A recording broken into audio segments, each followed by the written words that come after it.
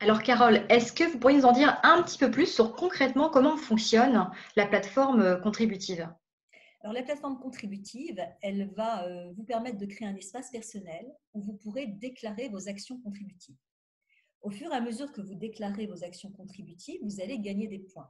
Ces points, ils vont se partager en plusieurs compétences que vous avez mises en œuvre et ça va Mhm. dessiner votre profil de contributeur, votre empreinte. À partir de votre première action, on va pouvoir voir quelles sont les compétences dans lesquelles vous vous distinguez en tant que contributeur. Ça, c'est la première chose. La deuxième chose, quand vous déclarez vos actions, vous pouvez aller chercher des avis sur cette action. Donc, ça vous permet de ramener des propos sur vous que vous pouvez mettre en avant.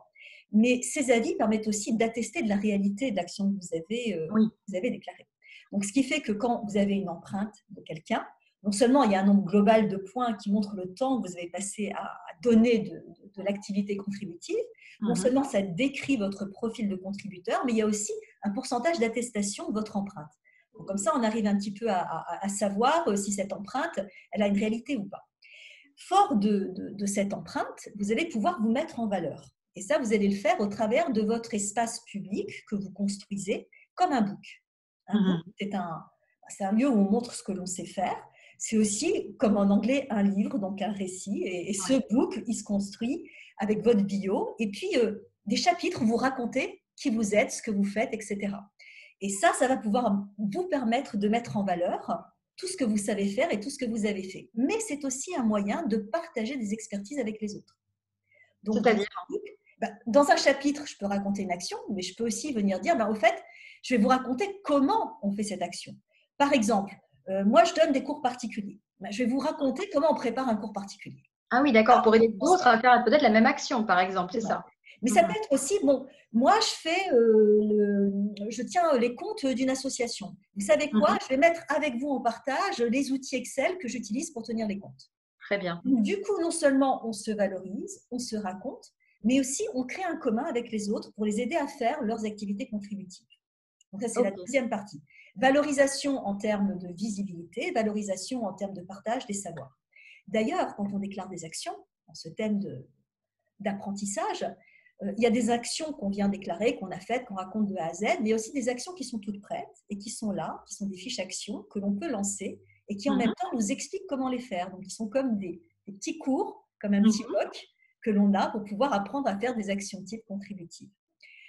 Et puis, ça, c'est ce qui existe aujourd'hui, mais c'est que le socle et que le début. Un D'accord. jour, on espère que ça ne sera pas que de l'évaluation de l'avis de témoins qui pourra être là, mais de l'avis de tiers de confiance qui permettra de labelliser le temps qu'on a passé. Mhm. Et c'est là que tout peut s'articuler avec l'idée de si c'est labellisé par un tiers de confiance, peut-être que sous certaines conditions, je peux obtenir certaines formes de rétribution. Donc ça, c'est intéressant. Et demain aussi, quand on avancera, il y aura une mise en relation entre les contributeurs et les opportunités de contribution. Et Très là, on bien. devient une vraie plateforme citoyenne d'intermédiation.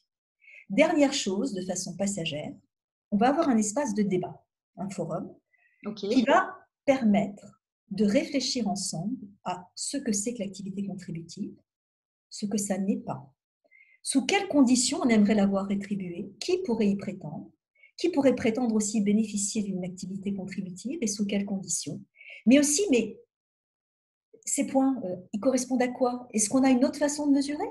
Et comment Mhm. est-ce qu'elle est paramétrée, cette plateforme? Et c'est quoi ces compétences contributives? Donc, tout le paramétrage de la plateforme pourra se penser ensemble. Et dernière chose, deux dernières choses. La première, comment est-ce qu'elle va être gouvernée?